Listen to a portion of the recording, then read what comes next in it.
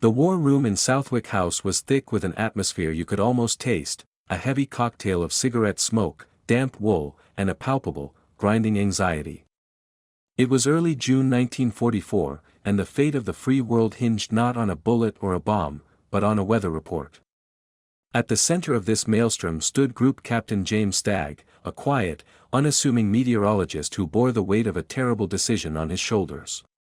His audience was the most powerful military command in history: Eisenhower, Montgomery, Ramsey, and Lee Mallory.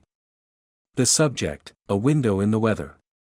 The plan for Operation Overlord was a monster of precision, a beast that demanded specific, unforgiving conditions. The airborne troops needed a late-rising moon for concealment on their approach, but enough moonlight for the paratroopers to identify their drop zones. The naval armada required seas calm enough to disembark thousands of men and countless tons of equipment from their landing craft. Most critically, the air forces needed clear skies. The entire invasion plan was predicated on a massive, overwhelming aerial bombardment to soften the formidable German coastal defenses, the Atlantic Wall. Without air superiority, the landing beaches would become a slaughterhouse. The initial forecast for the chosen date, June 5, had been tentatively positive. But Stagg, a man of science and meticulous analysis, had been studying the data with a growing sense of dread. A new, complex low-pressure system was churning in the Atlantic, a malevolent swirl of isobars on the map that promised chaos. It was moving in a way that defied the simplistic models of the time. On the morning of June 4, as the first waves of the invasion force were already at sea, Stagg made the walk he knew he had to make. He entered the war room and delivered the worst possible news. He stood before Supreme Allied Commander Dwight D. Eisenhower and delivered his prognosis with clinical precision. The weather on June 5 would be untenable. High winds would whip the channel into a fury, making naval operations a nightmare and landing craft suicide barges. Low, thick cloud cover would blind the Allied air armada, grounding the bombers and turning the precise paratrooper drops into a scattered, disorganized mess. The greatest amphibious assault in human history would be launched into the teeth of a storm, blind and vulnerable. The reaction was a mixture of disbelief and cold fury. Eisenhower's deputies argued. Air Chief Marshal Lee Mallory knew his planes would be useless. Admiral Ramsey knew his ships would be battling for survival before they even saw the enemy coast. To proceed was to risk catastrophic failure. But to postpone was its own kind of calamity. The tides were right only for a few days each month. The next available window was June 19. A delay of 2 weeks was an eternity. It meant the immense invasion force, gathered in ports across southern England, would have to be disembarked and hidden again, a logistical nightmare that increased the risk of German intelligence discovering their locations. It meant the morale of the troops, wound tight for this moment, would plummet. It meant giving the Germans another 2 weeks to strengthen their defenses, or worse, to discover the Allies' true intentions. The weight of the decision rested solely on Eisenhower. He listened to the arguments, his face a mask of grim concentration. He looked at Stagg, the man whose word could stop the entire war machine. "What is your confidence in this forecast, Group Captain?" The room fell silent. Stagg, standing firm against the pressure of the entire Allied High Command, did not waver. He was confident. The weather would be foul. With a quiet, resolute tone, Eisenhower made the call. "Okay. We postpone." The word echoed through the room, a seismic shockwave that would ripple through the channel to the thousands of ships already en route, forcing them to turn back. The greatest military operation ever conceived was now trapped in a state of suspended animation, held hostage by the skies. The uncertainty was a poison. For 24 hours, the fate of D-Day hung in a precarious balance. The planners, the generals, the soldiers, all were forced to wait, their minds racing with the terrifying implications of the delay. Every hour that ticked by was another hour for German Field Marshal Erwin Rommel to perfect his defenses, another hour for a spy to report the assembled fleet, another hour for the fragile web of Allied deception to unravel. This was the ominous forecast. It was not merely a prediction of bad weather, it was the first domino to fall, threatening to topple the entire intricate plan before a single shot was fired. The Allies were not just fighting the German army, they were fighting the very elements, and in those tense hours of June 4, it seemed the elements were winning. The masterpiece of precision was on the verge of becoming a masterpiece of chaos, all because of the wind and the rain. It was in this climate of supreme tension, of a plan thrown into disarray, that a seemingly unrelated piece of intelligence, born from a single, wayward bomb, would find its moment to shine. The plan for Operation Overlord was a colossus, a breathtakingly complex machine composed of millions of moving parts, human, mechanical, and strategic. It was a masterpiece of logistics and ambition, but to those who understood the full scope of its dependencies, it was a structure built on a foundation of terrifyingly narrow margins. Every element was interlocked, the failure of one gear threatened to jam the entire mechanism, with catastrophic consequences. The peril was not merely in the strength of the German defenses, but in the sheer, audacious fragility of the Allied plan itself. At its heart, the D-Day strategy was a paradox. It required the massed, concentrated power of a sledgehammer to breach the Atlantic wall, but the delicate precision of a surgeon's scalpel to exploit the breach. The initial assault was a direct, brutal application of force. 5 beachheads, Utah, Omaha, Gold, Juneau, and Sword, would be hit simultaneously. But this was merely the tip of the spear. The true genius, and the true vulnerability, lay in the airborne operations that would commence hours before the first landing craft touched the sand.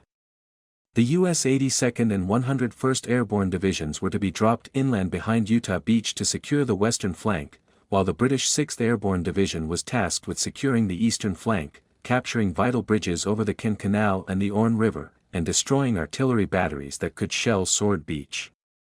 The perils facing the paratroopers were immense and multifaceted. They were to be dropped at night, into the heart of enemy territory, often directly on top of German positions. The C-47 Dakota transport planes, flying in tight formations, would be slow, low, and horribly vulnerable to anti-aircraft fire. The pilots, flying through cloud cover and flak, would have mere seconds to identify their designated drop zones, DZs. Any error in navigation, any evasive maneuver, any patch of thick fog, would scatter the airborne units across dozens of square miles of the Norman countryside. A scattered drop was a recipe for disaster. Instead of cohesive battalions and companies hitting specific objectives with concentrated force, the invasion would begin with thousands of isolated, confused paratroopers, led by junior officers or sergeants, fighting 100 desperate small unit actions in the dark. They would be easy prey for German patrols and garrisons, and their critical missions, securing causeways, destroying bridges, neutralizing gun batteries, would go unfulfilled. This airborne chaos directly threatened the seaborne landings. The infantry storming the beaches were counting on the paratroopers to have secured their flanks and destroyed key artillery pieces. At Utah Beach, the entire landing plan depended on the 101st Airborne securing the few narrow causeways that led inland from the flooded marshes behind the beach. If the paratroopers failed, the landing forces would be funneled into deadly choke points and pinned against the water, unable to advance.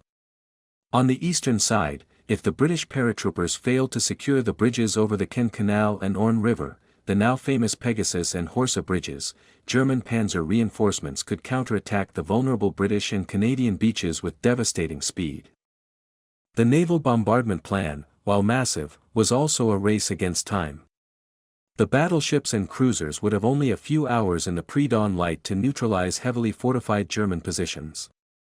Their shells were effective against surface emplacements, but many German guns were housed in massive, reinforced concrete bunkers that could withstand everything but a direct hit. This is where the Air Force's role became absolutely critical. The plan called for a massive, precise aerial bombardment by heavy bombers, the B-17 Flying Fortresses and B-24 Liberators, to saturate the beach defenses immediately before the landings.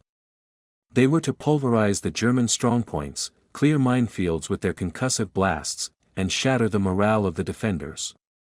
But here lay another critical point of failure: precision. The fear of hitting the approaching Allied landing craft necessitated a safety margin. The initial plan called for the bombers to drop their payloads inland, a significant distance from the beach. This, however, was a pointless sacrifice of the plan's main objective. After vehement protests from ground commanders, the drop zone was moved closer, but it remained a fraught exercise. Bombing through cloud cover, as the ominous forecast predicted, was impossible. Even in clear conditions, high-altitude bombing was notoriously inaccurate. An error of a few hundred yards could rain thousands of tons of high explosives directly onto the packed landing craft, annihilating the first waves of American, British, and Canadian infantry before they even reached the shore. The same bombers meant to save them could, with a slight navigational error or a misjudgment of the wind, become their executioners. Every component of Overlord was a calculated risk. The paratroopers needed clear skies and precise navigation to be effective. The bombers needed clear skies and pinpoint accuracy to be effective. The Navy needed calm seas to land men and material. The entire plan was a house of cards, where the failure of one element, the weather grounding the Air Force, the paratroopers being scattered, the bombers missing their targets, could topple the entire structure, resulting in a historic defeat on the shores of France. It was a plan fraught with peril, balanced on a knife's edge, waiting for one single piece of intelligence, one unexpected advantage, to tilt the scales from potential disaster toward a chance of victory. The margin for error was virtually zero, and as of June 4, with the weather closing in, that margin was rapidly disappearing. The Allied planners, staring across the choppy gray waters of the English Channel, were not merely contemplating a beach assault. They were preparing to storm a fortress. This was the Atlantic Wall, a term that belied its true nature. It was not a single, linear barrier, but a vast, complex, and deeply integrated system of defenses that stretched from the Franco-Spanish border to the northern tip of Norway. In Normandy, it was a masterpiece of defensive engineering, an unseen enemy whose full terror would only be revealed when the first landing craft ramps dropped. To understand the peril facing the Allies is to understand the diabolical ingenuity of this wall, a system designed to channel, dismember, and annihilate any invading force. The wall was the brainchild of Field Marshal Erwin Rommel, appointed in late 1943 to revitalize German coastal defenses. Rommel, with his first-hand experience of Allied air supremacy in North Africa, brought a new, brutal philosophy to the task. His famous dictum was that the invasion had to be stopped on the beaches, in the water, before the enemy could establish a foothold. The first 24 hours of the invasion will be decisive, he warned. For the Allies, as well as for Germany, it will be the longest day. Under his relentless drive, the once sporadic fortifications were transformed into a layered killing field. The first layer of death began underwater. Extending from the high tide line were intricate networks of obstacles designed to tear the bottoms out of landing craft before they could ever reach the sand. These were not random piles of junk, they were systematically placed and interlocked. There were Belgian gates, or Element C, massive, welded steel structures weighing tons, designed to block landing craft. There were logs driven into the sand at an angle, tipped with teller mines that would explode on contact with a vessel's hull. There were steel hedgehogs, 3 crossed beams that could cripple a craft regardless of which way they were approached. These obstacles were placed to coincide with the tidal cycles, ensuring they were exposed and lethal at the precise time an invasion was most likely to land.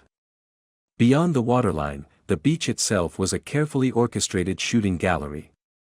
The sand was strewn with mines of every description, anti-tank mines capable of blowing a Sherman tank into scrap metal, and anti-personnel mines like the dreaded S-mine, or Bouncing Betty, which, when triggered, launched into the air and detonated at waist height, spraying ball bearings across a wide radius.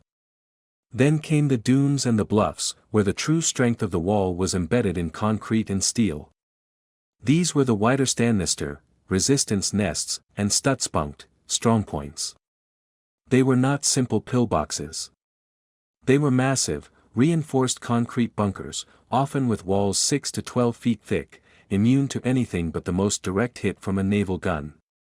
They were carefully sited to provide interlocking fields of fire, meaning that an assault on one bunker would be raked by enfilading fire from its neighbors. Inside were a horrifying array of weaponry, heavy machine guns like the MG-42, with its terrifyingly high rate of fire that sounded like ripping cloth, 50mm and 75mm anti-tank guns, and, most fearsome of all, the large-caliber artillery emplacements housing 88mm guns, 100mm howitzers, and even massive 155mm coastal artillery pieces. The 88mm gun, in particular, was a weapon of legendary versatility and deadliness, equally effective against aircraft, tanks, and infantry. The defenses were designed for resilience. Many larger bunkers were connected by a network of underground tunnels, allowing troops to move between positions safely, to resupply ammunition, and to rotate defenders without exposing themselves to fire. They contained their own generators, ventilation systems, barracks, and command centers, allowing garrisons to hold out even if completely surrounded. The gun emplacements themselves were engineering marvels. Some featured rotating steel turrets, modeled on those from captured French tanks or obsolete German panzers, which could be traversed 360 degrees. Others had massive, retractable steel cupolas that would pop up to fire and then retract for protection, making them incredibly difficult targets for naval artillery. Behind the immediate beach defenses lay the second echelon of the wall, the artillery batteries. These were the crown jewels of the German defense, positioned on cliffs and high ground to command the approaches to the beaches. Batteries like those at Pointe du Hoc, Long-sur-Mer, and Merville held guns with a range of over 10 miles, capable of raining shells directly onto the landing zones and the Allied armada standing offshore. Neutralizing these batteries was a primary objective for the airborne divisions and the naval bombardment, for as long as they remained operational, they could make the beaches untenable. Finally, Rommel had further transformed the landscape inland. Knowing the Allies would rely on their mobility and air power, he ordered the flooding of vast areas behind the coast, particularly around the intended drop zones of the American paratroopers. These fields were not just filled with water, they were deliberately made deep and boggy, and their edges were covered by machine gun and mortar positions. For a paratrooper, laden with up to 100 pounds of equipment, landing in one of these swamps meant a certain, drowning death. Other open fields that seemed ideal for glider landings were sown with tall, wooden poles known as Rommelspargel, Rommel's asparagus, designed to rip the wings off incoming gliders. This, then, was the unseen enemy. It was a multi-layered, deeply integrated, and psychologically daunting defensive system. It was an enemy of concrete, steel, and explosives, manned by a mix of seasoned Eastern Front veterans and determined, if less experienced, garrison troops. For the men on the landing craft, the Atlantic Wall was an abstract concept until the moment the ramps went down. Then, it would become a very real, very personal storm of fire and steel. Breaching it would require not just courage, but flawless execution of an immensely complex plan. And as the forecast worsened, the chances of that flawless execution were slipping away, making the wall appear more impregnable than ever. The plan for Overlord was a monumental achievement of military planning, a symphony of movement and firepower composed across thousands of pages of maps, timetables, and intelligence reports. Yet, for all its grand scale and intricate detail, it contained a critical, potentially fatal, flaw. This flaw was not born of negligence, but of a fundamental and unavoidable limitation of wartime intelligence: the map is not the territory. The Allies were preparing to assault a fortress whose most dangerous secrets were buried, both literally and figuratively, beneath the surface. The flaw in the blueprint was a simple, terrifying unknown: they had misjudged the location and composition of one of the most formidable German armored divisions in France. The Allied intelligence apparatus was vast and sophisticated. It drew upon aerial reconnaissance, French resistance reports, and signals intelligence. From this river of information, a remarkably accurate picture of the Atlantic Wall had been constructed. The locations of most major gun emplacements, the layout of beach obstacles, and the general disposition of German infantry divisions were well understood. The order of battle for the German forces in Normandy was, for the most part, correctly identified. But the greatest threat to the entire Allied enterprise was not a static bunker or an infantry regiment, it was the panzer divisions, the mobile armored fist of the German army. Where these divisions were located, and how quickly they could be unleashed on the vulnerable beachheads, was the single most critical variable determining the success or failure of D-Day. Allied planners were acutely aware of two powerful SS Panzer divisions, the 1st SS Panzer Division Leibstandard SS Adolf Hitler and the 12th SS Panzer Division Hitlerjugend, positioned in the vicinity of Cannes. These units, comprised of fanatical, often teenage soldiers led by hardened Eastern Front veterans, were a nightmare prospect for any opposing force. The plan accounted for them. The British and Canadian forces on the eastern beaches, Gold, Juno, and Sword, were tasked with a rapid advance to capture the city of Cannes and its vital road network on D-Day itself. This aggressive push was designed to seize key terrain and create a defensive buffer, preventing these panzers from smashing into the beaches before the Allies could consolidate their foothold. However, the flaw lay closer to the American sector.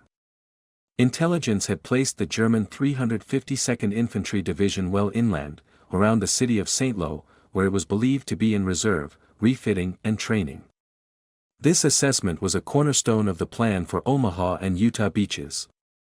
The defenses at Omaha Beach were expected to be manned by the 716th Static Infantry Division, a unit composed of lower-quality troops, many of whom were non-German conscripts from occupied territories, equipped with obsolete weaponry and possessing limited mobility. The plan for Omaha was predicated on overwhelming these second-rate defenders with a massive naval and aerial bombardment, followed by a direct assault by the battle-hardened 1st Infantry Division, the Big Red One. This intelligence was catastrophically wrong. In one of the most consequential and secretive German redeployments of the spring of 1944, the 352nd Infantry Division had been moved forward. On D-Day, it was not in reserve near St. Lo. Instead, it was directly in the line of fire, its troops integrated into the very defenses the Allies were about to assault. The 352nd was not a static division, it was a full-strength, capable field division with extensive combat experience on the Eastern Front. Its soldiers were well-trained, well-equipped, and led by competent officers. They had spent the weeks leading up to the invasion conducting live-fire exercises on the very bluffs overlooking Omaha Beach, familiarizing themselves with every inch of the killing ground. The implications of this single error were staggering. At Omaha Beach, the Americans would not be facing a demoralized, static garrison of perhaps 1,000 men, as anticipated. They would be storming into the prepared positions of a crack, combat-ready division over 7,000 strong. The interlocking fields of machine gun and artillery fire would be manned by seasoned veterans who knew how to use them with devastating effect. The pre-invasion bombardment, already compromised by the poor weather and fear of hitting the landing craft, would now be falling on positions that were far more densely occupied and robust than anyone had predicted. This was the fatal flaw in the blueprint. It was an intelligence gap that turned what was planned as a tough but manageable fight into a potential bloodbath. The entire operational timetable for the American sector relied on a rapid breakout from Omaha Beach to link up with the airborne troops and the forces from Utah. If the assault on Omaha failed, the entire Allied front would be crippled. The British and Canadian beaches would be exposed to a massive counterattack on their western flank, the Utah Beach forces would be isolated, and the two halves of the invasion would be severed. The Germans could then concentrate their panzer divisions to crush each beachhead one by one. As the invasion fleet waited in the storm-lashed channel, this flaw remained unknown. The planners, the generals, and the thousands of young men preparing to land at a place called Omaha, were operating on a map that was dangerously outdated. They were sailing toward a battle they believed they had planned for, but the reality waiting for them on those bluffs was a different, far more deadly war. The masterpiece of precision was, in one of its most critical sectors, built upon a foundation of mistaken assumptions. Without a stroke of luck, a single, unplanned discovery to rectify this error, the landings at Omaha Beach threatened to become the epicenter of the entire operation's failure. In the tense, weather-beaten days leading up to the invasion, the Allied air forces waged a relentless war of attrition against the German military machine in northern France. This was not merely preparation, it was a critical component of the Overlord plan itself, a campaign dubbed the Transportation Plan. The objective was systematic and strategic: to isolate the Normandy battlefield by destroying bridges, railways, marshalling yards, and communication centers, thereby crippling the German army's ability to reinforce the coast once the landings began. It was during one of these 1,000-plus bomber raids, a mission that was, on the surface, no different from any other, that a moment of pure, unplanned chaos would yield a prize of incalculable value. The target for a formation of B-17 flying fortresses, or perhaps a group of medium bombers like the B-26 Marauder on a day in late May 1944, was a railway bridge or a key junction in the French countryside, part of the intricate web of supply lines feeding the Atlantic Wall. The mission would have been executed with the grim, procedural efficiency that characterized the Allied air offensive. The bombers would have climbed through the cloud cover over England, formed up into their defensive boxes, and begun the long, perilous flight over the Channel. As they approached the French coast, they would have been met by the predictable, yet always terrifying, fury of the German flak defenses. The sky would have filled with black, oily puffs of smoke, and the aircraft would have shuddered from the concussive blasts of nearby explosions. It was in this maelstrom of anti-aircraft fire and evasive action that the accident occurred. A single bomber, jolted by a close blast or with its bombardier momentarily distracted by the lethal fireworks outside, released its payload a fraction of a second too early or too late. Instead of soaring toward its intended target, the steel girders of a bridge or the tracks of a rail yard, a stick of bombs fell away, arcing down toward an unremarkable patch of earth. To the aircrew, this would have been a moment of profound frustration. They had missed. The mission was a failure. Valuable bombs, risking men and machines to deliver, had been wasted on an empty field. They would have noted the error in their post-mission report, if they noted it at all, as a simple, regrettable miss. But the bombs did not simply vanish into the French soil. They detonated with tremendous force, gouging deep craters into the ground. And it was what they revealed that transformed this operational error into a watershed moment of intelligence gold. The explosives had struck not just dirt, but something buried beneath it. The subterranean detonations tore open the roof of a brilliantly concealed German command bunker. This was no ordinary field position. The cataclysm from above had inadvertently exposed the nerve center of a major military unit, a headquarters responsible for a significant sector of the Normandy coast. The initial reports of the accidental strike likely filtered back to Allied intelligence through the routine channels of photographic reconnaissance. The Allied photo interpreters, whose painstaking work was among the most crucial and unheralded of the war, were the true detectives of this story. Scanning the post-strike imagery of the area, their trained eyes would have been drawn immediately to the new bomb craters. But it was not the craters themselves that held their attention, it was what lay within and around them. The bombs had acted like a geological scalpel, performing an involuntary and brutal archaeological dig. The torn-open bunker revealed its secrets from the air: broken concrete, exposed communication cables snaking into the ground, the distinctive shapes of wrecked equipment, and perhaps even the frantic activity of German engineers and soldiers trying to shore up the damage and salvage what they could. This was the lucky break.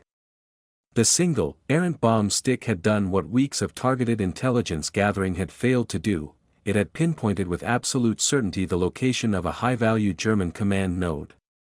The bunker's existence and its precise coordinates were now known. But the discovery was only the first step. The true value lay in the interpretation. The photo interpreters, cross-referencing this new data with other intelligence, signals intercepts, resistance reports, prisoner-of-war interrogations, began to piece together a terrifying and exhilarating picture. This was not just any headquarters. The unit operating from this bunker was identified as the 352nd Infantry Division. The pieces of the puzzle slammed into place with chilling clarity. The 352nd was not where everyone thought it was, safely inland near St. Lo. It was here, right on the coast, its command post dug in just behind the very bluffs its troops were manning. The accidental bombs had not just uncovered a bunker, they had uncovered the entire, horrifying truth of the reinforced defenses at Omaha Beach. The static 716th Division was a facade, the real defenders were a battle-hardened, frontline division, fully integrated into the coastal fortifications and poised to meet the invasion with maximum force. The implications of this discovery sent a shockwave through the Allied High Command. The flaw in the blueprint, the fatal unknown, had been revealed. It was a moment of simultaneous dread and immense fortune. Dread, because they now knew the assault on Omaha would be far bloodier than anyone had imagined. Fortune, because they knew it now, and not when the first landing craft hit the beach. They had been given a precious, last-minute warning. The accidental bomb discovery had turned a potential strategic catastrophe into a manageable, if still horrifically dangerous, tactical problem. It was the first, crucial step in transforming D-Day from a plan on the brink of disaster into a masterpiece of last-minute, life-saving precision. The race to adapt had begun. The raw intelligence, a set of grainy aerial photographs showing a ruptured bunker in the French countryside, landed on the desks of analysts within the labyrinthine intelligence apparatus of the Allied command. Initially, it was just another data point in a sea of thousands. The bombs had missed their target, it happened. But for the sharp-eyed photo interpreters of the Allied Central Interpretation Unit, ACIU, at RAF Medinum, this was not merely a picture of a bombing error.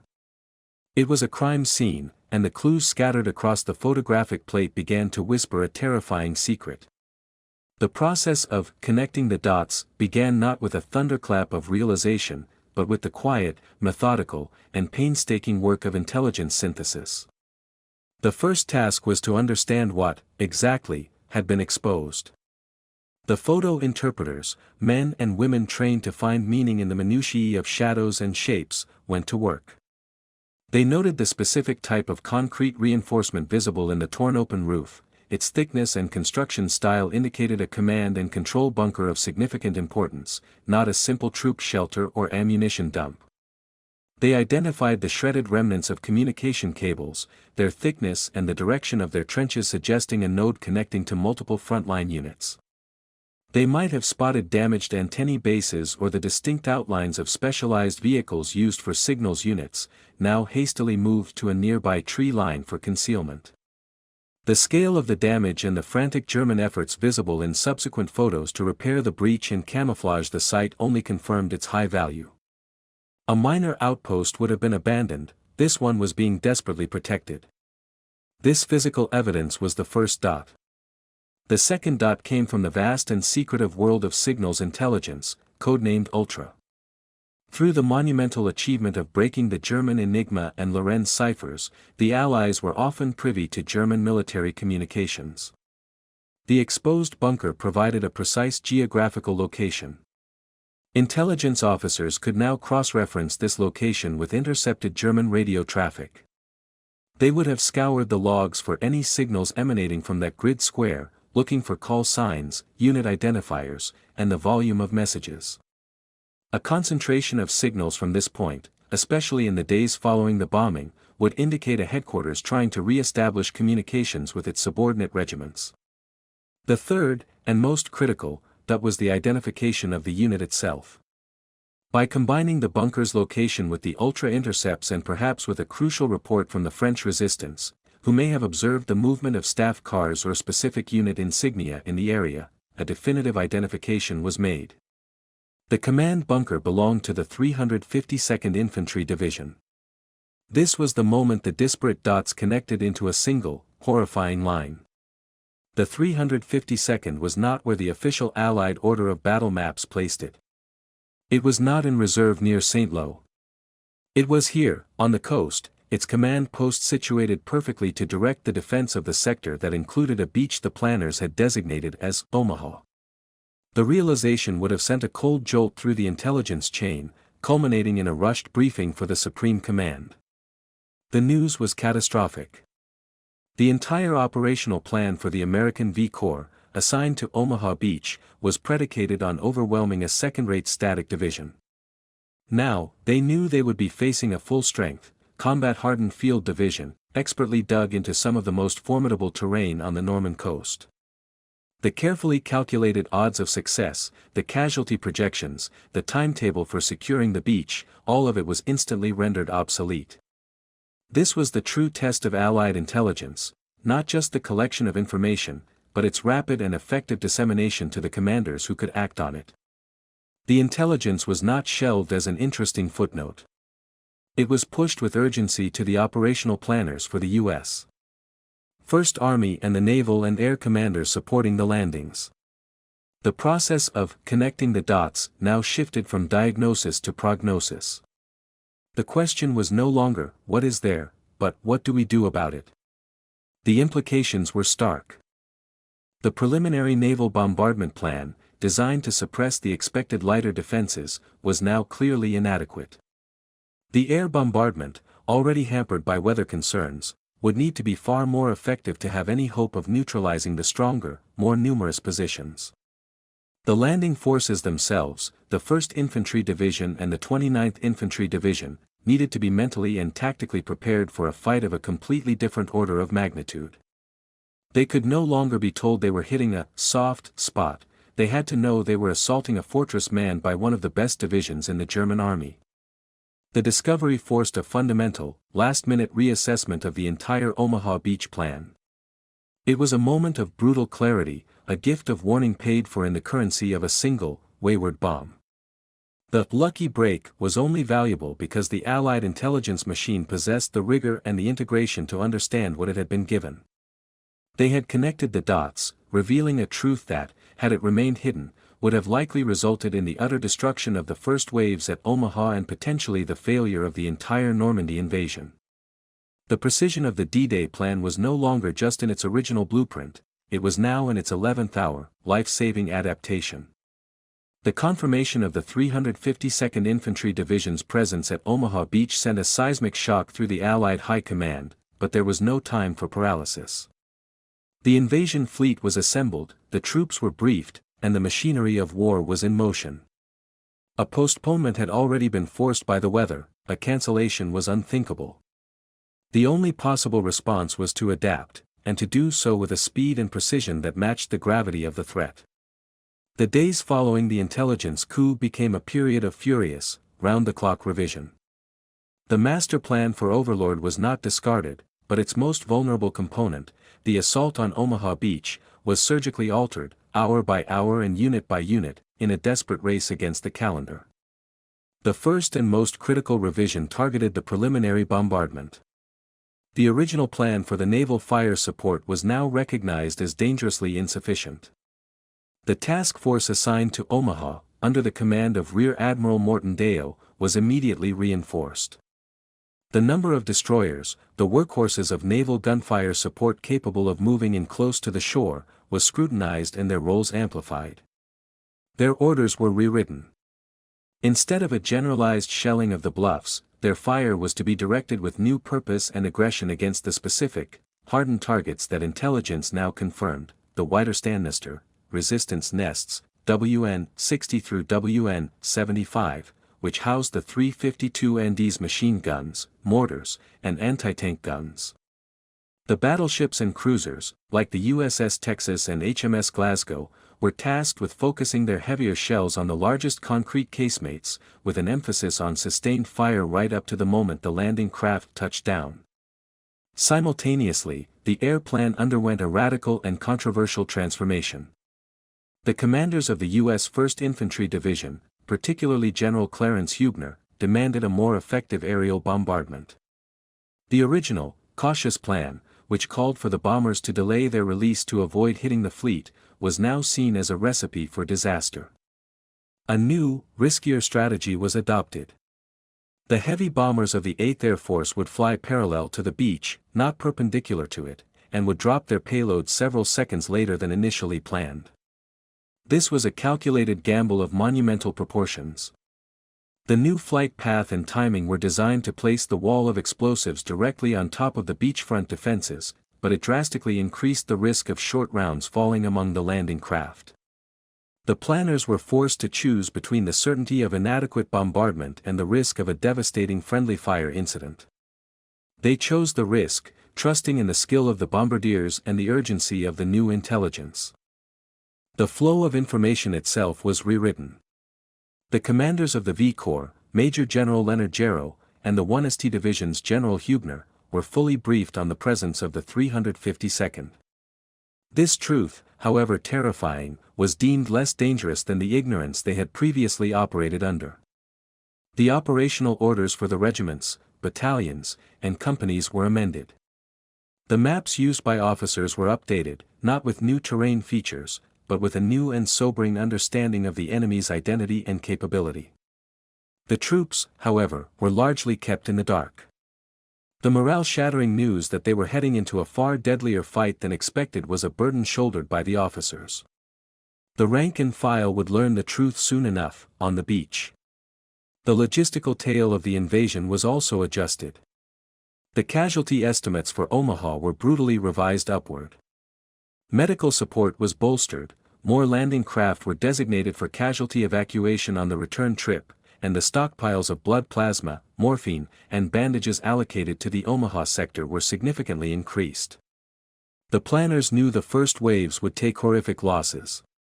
The revised plan accepted this grim reality and focused on ensuring that follow-on waves and supplies could push through the carnage to exploit any breach that the initial assault managed to create.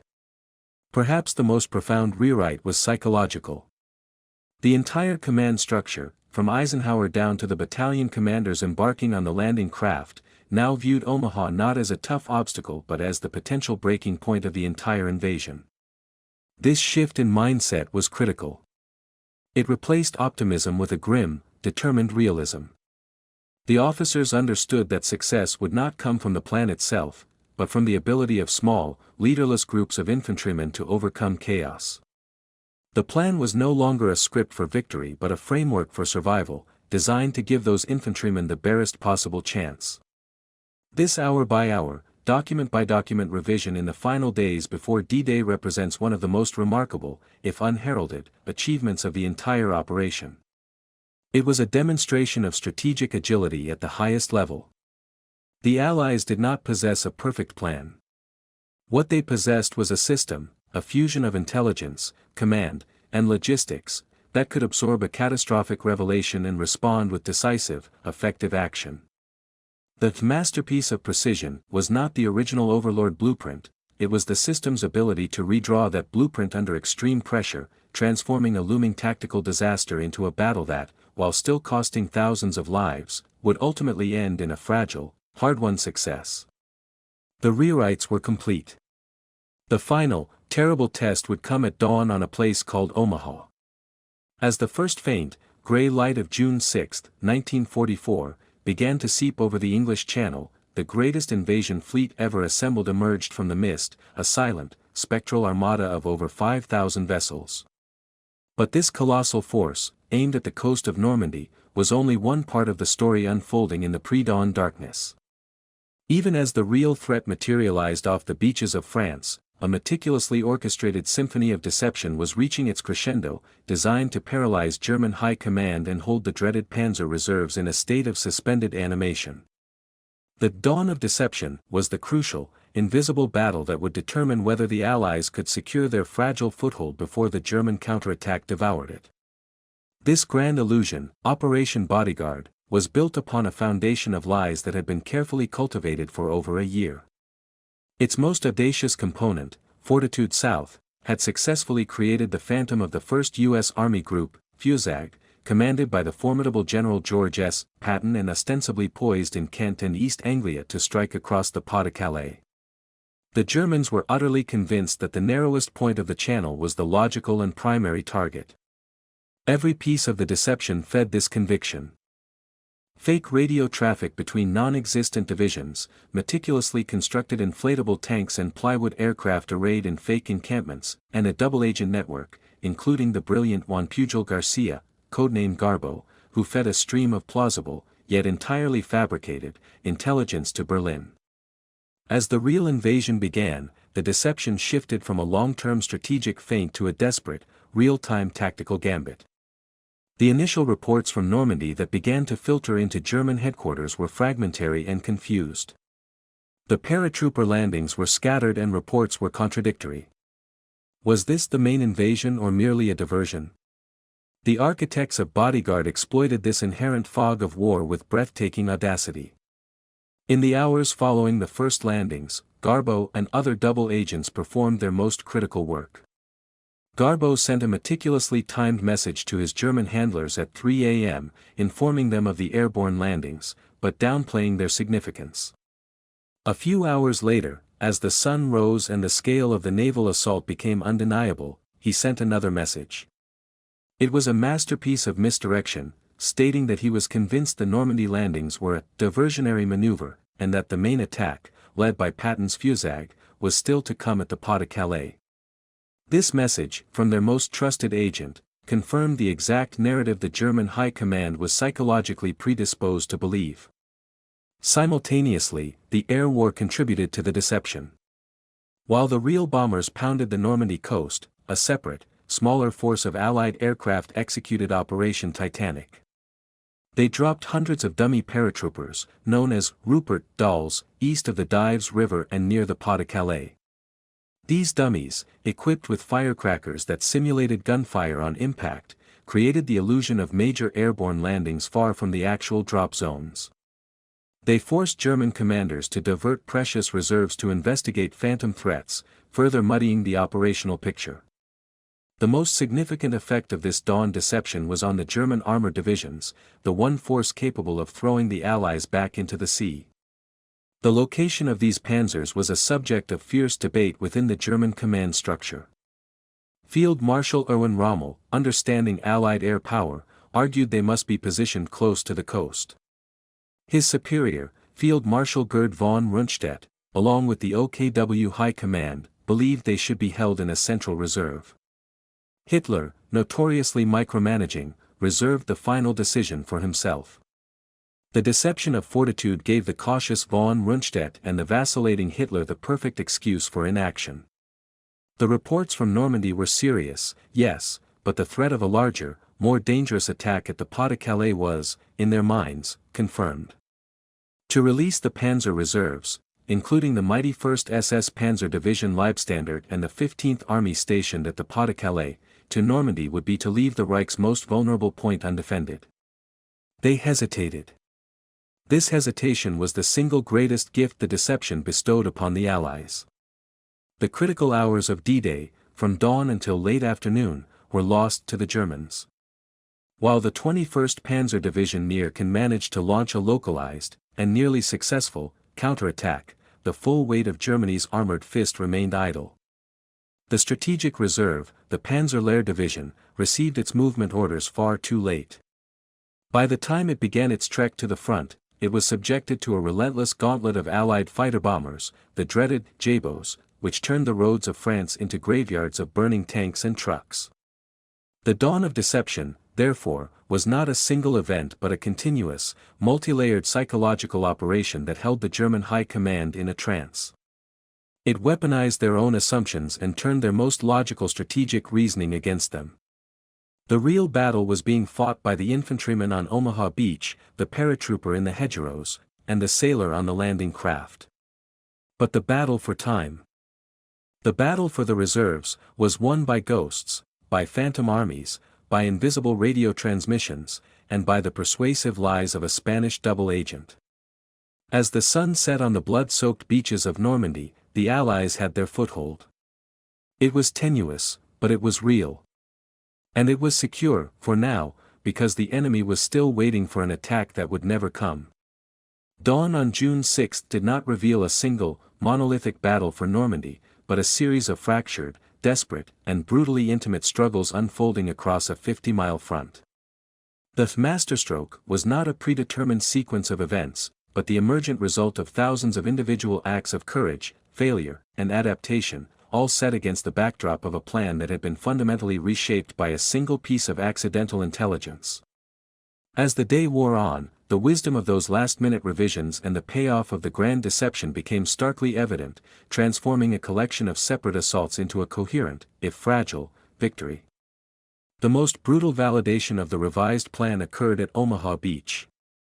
The first waves of the 1st and 29th Infantry Divisions met a hellscape that exceeded even the worst-case scenarios. The naval bombardment, intensified and prolonged thanks to the warning about the 352nd Division, had proven frustratingly ineffective against the deeply dug-in concrete emplacements. The aerial bombardment, flown on its new, risky parallel path, had largely missed its mark, its bombs falling harmlessly inland. The result was precisely the catastrophe the intelligence had predicted. Landing craft were ripped apart by direct fire before their ramps dropped, men laden with equipment were cut down in the surf by interlocking machine gun fire, the beach became a terrifying killing ground littered with obstacles, burning wrecks, and the fallen. Yet, this was where the masterstroke unfolded at the most granular level. The plan had failed, but the adaptation had not. Knowing the caliber of the enemy they faced, the U.S. Navy destroyers, the unsung heroes of D-Day, took audacious, unscripted action. Violating the safety constraints of their draft, they steamed so close to shore that their keels nearly scraped the bottom, engaging the German strongpoints with direct, aimed fire. They became floating artillery batteries, blasting pillboxes at point-blank range. This was not in the original blueprint, it was a courageous, on-the-fly decision born from the necessity that the revised plan had made clear. On the beach itself, the survival of the assault depended not on battalion commanders, most of whom were dead or wounded in the first hour, but on small, leaderless groups of privates, sergeants, and junior officers. These were the men who had been briefed, however vaguely, on a tougher fight.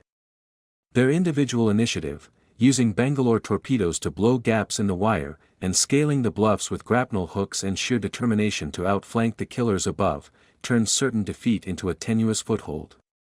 The intelligence had not saved the first waves from slaughter, but it had prepared the command structure for the reality of that slaughter and enabled the desperate, improvised response that ultimately saved the day. In stark contrast, the payoff of the deception and the successful application of precise force was demonstrated at Omaha Beach. Here, thanks to the revised understanding of German dispositions, the airborne landings, though scattered, had achieved their primary objective. They had severed the roads and isolated the beach defenses. The naval bombardment was more effective against the lighter fortifications. When the 4th Infantry Division landed, a navigational error accidentally put them on a less defended stretch of coast. The commander, Brigadier General Theodore Roosevelt, Jr., famously declared, "We'll start the war from right here." This flexibility, operating within the broader framework of a plan that had accounted for a fluid situation, allowed the forces at Utah to secure their objectives with relative ease and minimal casualties, becoming the day's unequivocal success. The British and Canadian beaches, Gold, Juno, and Sword, saw their own version of the masterstroke. Their landings were tough but generally successful, their specialized armor, the funnies of the 79th Armored Division, proving invaluable in clearing obstacles and bunkers. Their critical achievement was absorbing the brunt of the only significant German armored counterattack launched by the 21st Panzer Division. This attack, which nearly reached the coast between Juno and Sword, was halted by a combination of stubborn infantry, anti-tank guns, and the constant threat of naval artillery. Crucially, it was a localized effort. The masterstroke of Operation Fortitude held the more powerful SS Panzer divisions in place, preventing a coordinated, division-strength blow that would have shattered the still-forming Allied perimeter. By nightfall on June 6, the masterstroke was complete. It was not a perfect victory. None of the initial D-Day objectives, most notably the city of Cannes, had been fully captured. The airborne units were still scattered and fighting for survival. The cost in human life, particularly at Omaha and in the hedgerows, had been horrific. Yet, the overarching goal had been achieved. The Allies had secured a foothold on the continent. This success was the direct result of a plan that had been made intelligent by a lucky accident and executed with brutal adaptability. The precision lay not in the clockwork execution of a preordained scheme, but in the system's ability to integrate a critical data point, recalibrate its forces, deceive its enemy at the strategic level, and empower its soldiers to improvise victory from the jaws of disaster. The masterpiece was the system itself. The value of a single piece of intelligence is not measured in the moment it is uncovered, but in the cascade of consequences it sets in motion. The accidental discovery of the 352nd Division's presence was not merely a tactical warning that saved lives on Omaha Beach, it was a strategic shockwave that rippled across the entire Normandy campaign, altering the Allied command's fundamental understanding of the battlefield and shaping their decisions for the critical weeks that followed. The bomb that tore open a German bunker did more than expose concrete and cables, it tore away a veil of ignorance, and the Allies were forced to fight the war they actually faced, not the one they had planned for. The most immediate ripple was, of course, the salvation of the Omaha Beach landing from total catastrophe. While the first wave suffered appalling losses, the foreknowledge of the 352nd's presence meant that the command structure was not caught completely by surprise. The revised naval and air plans, though imperfect, provided a marginally better chance. More importantly, it psychologically prepared the senior officers for the reality of a near disaster.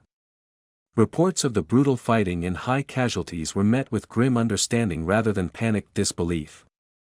This allowed command to focus on reinforcing success and pushing reserves where they were most needed, rather than wasting precious time and resources trying to comprehend a catastrophic intelligence failure in the midst of the battle.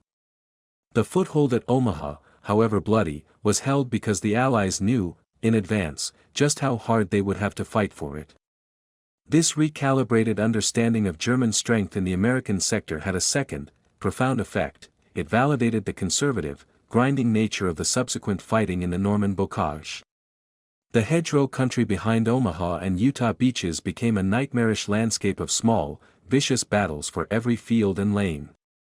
Had the Allies still believed they were facing second-rate troops, they might have continued to press for rapid, dramatic breakthroughs, leading to even costlier failures. Instead, the knowledge that they were engaged with a first-rate, determined enemy fostered a more methodical, artillery-heavy approach. The development of Rhino tanks, Shermans fitted with hedgerow-cutting tusks, and new infantry tactics for clearing hedgerows was accelerated by the understanding that they were necessary to defeat a formidable foe, not just to mop up a demoralized one. The ripple extended to the British and Canadian sectors around Caen. The original Overlord plan called for the swift capture of this key transportation hub on D-Day itself. This objective was not met, and for decades, historians debated the pace of the British advance. However, the intelligence coup provides crucial context. The discovery of the 352nd at Omaha was part of a larger, more alarming picture. The German defenses in Normandy were not only stronger than anticipated, but were also comprised of high-quality, mobile formations. The rapid reinforcement of the Caen sector by the 21st Panzer Division on D-Day, and the subsequent arrival of the 12th SS Panzer Division Hitlerjugend and the Panzer Lehr Division, confirmed that the eastern flank was the Schwerpunkt, the center of gravity, of the German defense. This intelligence shaped General Montgomery's strategy. His forces around Caen were not merely bogged down, they were deliberately engaging and grinding down the elite German panzer divisions in a brutal war of attrition. By tying down the best German units in the east, Montgomery created the conditions for the eventual American breakout from the west in Operation Cobra. The fight for Caen was a sacrificial anvil upon which the German armored fist was broken, a strategic necessity that became clear precisely because Allied intelligence had revealed the true caliber and disposition of the enemy they faced. Furthermore, the success of this intelligence windfall had a transformative effect on the Allied command's faith in its own intelligence apparatus. The seamless integration of photo reconnaissance, signals intelligence, ultra, and resistance reports to confirm the 352nd's location was a textbook demonstration of multi-source intelligence fusion. This success built confidence in the system. In the weeks following D-Day, when ultra-intercepts revealed the movements of German panzer divisions, commanders were more inclined to believe and act on them, knowing that the intelligence machine had already proven its worth in the most critical hour. This trust would pay dividends during the Cobra breakout and the subsequent encirclement of the German army at Falaise. Finally, the ripple effect reaches into the realm of grand strategy and historical legacy. A catastrophic failure at Omaha Beach, born of complete ignorance, could have unhinged the entire invasion. A single beachhead lost could have allowed the Germans to concentrate all their forces against the others, potentially leading to a Dunkirk-like evacuation or a static, bloody stalemate on the coast. The timely discovery prevented this. It ensured that all 5 beachheads were secured, creating a continuous front that could be reinforced and from which a campaign could be launched. The success of Overlord, and thus the opening of the Western Front, was the cornerstone of the Allied strategy to defeat Nazi Germany. The liberation of Western Europe, the shortening of the war, and the post-war shape of the continent can all be traced back to that tenuous foothold. And that foothold, particularly at its most vulnerable point, was secured in no small part because a single, wayward bomb forced the enemy to reveal his hand, allowing the Allies to rewrite their own destiny with eyes wide open. The discovery was a pebble tossed into the pond of history, its ripples expanding to touch the shores of the future. The story of D-Day is often told as a saga of deliberate action, of brilliant planning, immense courage, and overwhelming force. Yet, woven into the very fabric of this monumental victory is a thread of profound contingency, the legacy of an accident. The errant bomb that exposed the 352nd Division was not a product of calculation, but of chaos. Its legacy, however, is far from accidental. It stands as a permanent testament to a fundamental truth of war and human endeavor, that the line between triumph and disaster is often drawn not by grand designs alone, but by the ability to recognize and seize upon a fleeting, unplanned opportunity. The legacy of that single explosive revelation is a multifaceted lesson in humility, adaptation, and the irreducible role of chance in history. The most immediate legacy was, of course, the thousands of lives saved on the bloody crescent of sand known as Omaha Beach. While the cost was still horrific, the foreknowledge of the 352nd's presence prevented a complete operational collapse. Without the last-minute revisions to the bombardment plan and, just as crucially, the psychological preparation of the command structure for the storm of steel they would face, the assault could have devolved into an irreversible slaughter. The landing would have likely stalled, the follow-on waves would have been channeled into a killing zone with no beachhead to receive them, and the German defenders would have been free to enfilade the adjacent landings at Gold and Utah. The successful, if tenuous, foothold at Omaha was the direct result of this warning. The legacy of the accident is therefore etched into the personal histories of the men who survived that day, the families they would build, and the generations that would follow, a legacy written in the negative space of a tragedy averted. Beyond the body count, the accident forged a powerful doctrinal legacy within modern military and intelligence institutions. D-Day became the archetypal case study in the necessity of strategic agility. It demonstrated that no plan, no matter how meticulously crafted, can survive first contact with the enemy intact. The true measure of a command system is not the perfection of its initial blueprint, but the speed and effectiveness of its adaptation to new information. The Allied response to the discovery of the 352nd, the rapid, integrated recalibration of naval, air, and ground plans under extreme time pressure, became a gold standard for operational flexibility. It underscored the critical importance of fostering a command climate where intelligence is rapidly disseminated and acted upon, where junior officers are empowered to improvise, and where the plan is treated as a living document, not a religious text. This lesson would resonate through subsequent conflicts, emphasizing the need for forces that are not just well-armed, but also intellectually agile. The accident also cemented the vital importance of multi-source intelligence fusion. The bomb provided a single, stark data point. Its true value was unlocked only when it was combined with the painstaking work of photo interpreters, the cryptic decrypts of Ultra, and the whispered reports of the resistance. This synergistic approach, where no single source of intelligence is relied upon, but all are woven together to create a coherent picture, became a cornerstone of modern intelligence methodology. The legacy of the accident is the modern intelligence analyst's desk, surrounded by feeds from satellites, signals intercepts, and human source reports, all dedicated to the same goal, piercing the fog of war that the bomb, by chance, had momentarily parted over Normandy. On a broader philosophical level, the legacy of the accident challenges the very narrative of historical inevitability. It forces us to confront the role of luck, or contingency, in shaping our world. What if the bomb had fallen 100 yards to the left or right? What if the photo interpreters had been less diligent? What if the cloud cover that day had been just thick enough to obscure the damage? The successful establishment of the Western Front, a cornerstone of Allied strategy that would lead to the liberation of Europe and the shaping of the post-war order, hinged on a chain of events so fragile it could have been severed at any link. This is not to diminish the agency, courage, and skill of the Allied forces, but to highlight that their success was built upon a foundation that included a moment of sheer, random fortune. The legacy is a humbling one. History does not follow a predetermined script. Finally, the story of the accidental bomb endures because it is a profoundly human one. In the midst of a global conflict fought with millions of soldiers and machines of unimaginable scale, the course of events was altered by a single, anonymous bombardier, a jolted hand, a split-second decision. It is a reminder that within the vast, impersonal forces of history, the individual still matters. The legacy of the accident is a narrative of hope, that even in the most rigidly planned and seemingly deterministic of circumstances, there is room for the unexpected, the unplanned, and the fortunate. It teaches that preparedness is not about predicting the future, but about building systems and cultivating minds that are resilient enough to capitalize on the unpredictable when it arrives. The masterpiece of D-Day was not just one of precision, but one of profound and successful adaptation to a gift, however violently and accidentally delivered, from the chaos of war.